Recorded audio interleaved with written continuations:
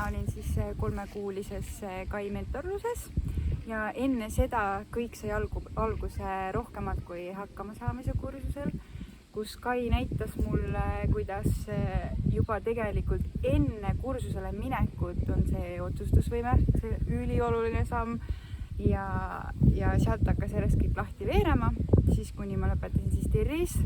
ja TIR muutis juba algusest samamoodi mu elu.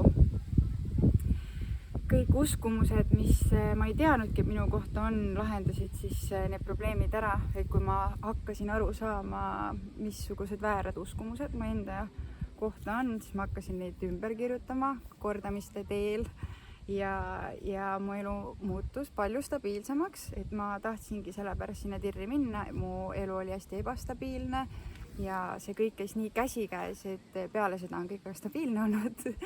et soovitan kõigile, kes natukenegi kahtlevad või kes tunnevad seda südamesoovi, siis kohe kindlasti see on teie jaoks.